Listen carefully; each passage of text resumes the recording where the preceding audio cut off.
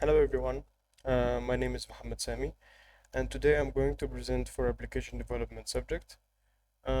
Basically, I'm going to talk about our program, our web page, and this is recording for sprint one. Okay, so I was assigned to do the login page and sign up page, and also the landing page.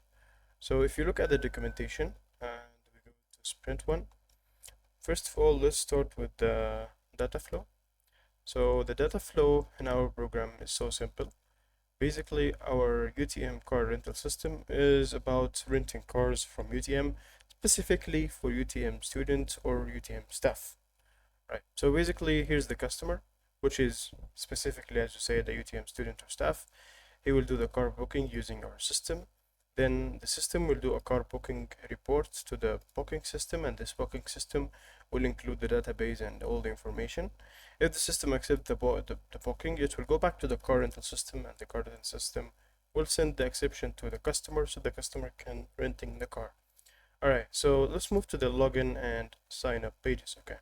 So this is for the login and sign up pages. This is how things work for the login and sign up, and I will show you the code and everything at the end of this after we finish with the diagrams. Basically, we start from here. So the user will use the sign up page to sign up to the system. He should fill the username, the email, the password, and there's a question will be asked to the user if he's a staff or a student, and we're also going to require him to use his ID. So we will store the ID in the database, and if he entered the ID, if his ID is matched with the database, he will be able to sign up. If he's not, then he will not be able to sign up. And then after the sign up, then we will do store and check. Store in the database and also check because the IDs will be already provided or retrieved in the database. So the sign up page will ask the database if this ID is already stored here or not. All right. And then he will be signed up and he will see the sign up message. But if he move now to directly login and he already got an account, he will go to the login, and the login will actually, the login will retrieve the data from the database. The data are the username, the email and password, and also if he's student or staff, and also his ID. But it will be a normal login page, so it will only contain with the email address and the password, and that's it. Alright. Now for the sequence diagram for the login and sign up page. So the sequence diagram is like this. First of all, here you can see this is for the login and the down for the sign up. For the login, basically the user will enter the login details. Then the login page will validate the details from the request. And this request is going to check the authentication using the controller, login controller. We'll take the data and move them to the database to check the authentication.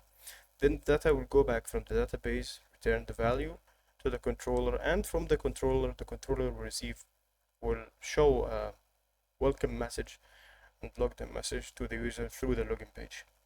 The same thing will happen for the sign up, but it's going to be different because the sign up will request sign up data, and in the database, if the sign up is successful, the controller will ask the database to check the authentication and store the data. So the new sign up user data will be stored in the database. So if you sign in back again, he will be able to sign in because his data is already there. And then the data will go back to the controller and also showing the welcome message and says that he's logged in. All right, that's for the sequence diagram. For the login and sign up, we use MVC model here. This is the sequence for the landing page. The sequence for the landing page, because landing page is not too complex, I will show it to you now. First, the customer, which is the UTM user, staff or student, will visit the landing page, then request, if he's already signed up, signed in everything, he will request the available cars, and he can see the cars there. Through the server, he can fetch the car data from the database. The database will return the car details, and also the database is also going to display the available cars on the landing page. So keep note that all the available cars will be stored in the landing page only. And then if you scroll down, he will see the update based on user action. Then we will fetch the update car data. This is the updated car data. So maybe we change the cars, we change the pricing, it will show up to the user, and then we return the updated data, and the updated data will be displayed in the login page. Alright, now we have the use case for the landing page also. So this is the use case for the landing page. The use case for the landing page is so simple.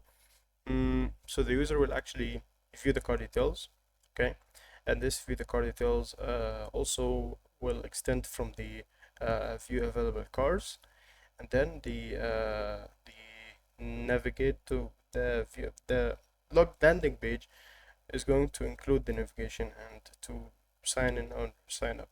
We'll see that right now. Okay, so let's take a look at the code. So the code should be here. Okay. Alright, so that's the code. This is the code. Basically, why I already put the the login and sign up page in one .dry.o file or one file, because they are also in the code. They are both together in one page, and I will explain why. So here's the login, and here's the register page, and there's a switch button to switch between them in one page. Alright, so we have the index file. If you check the index file, which is the login page, this is the login page. It has some problems for now, but they will be fixed soon. We have here the user can see the explore cars. If you press on the home explore cars, he will see these cars in front of him. This is the cars that we are offering right now, and also with the prices per month, and the informations about the cars, like if the car is hybrid, is it gasoline, is it fully electric, and the gearbox is automatic, and the car fuel consumption, and how many people can you put in this car, how many people can this car take.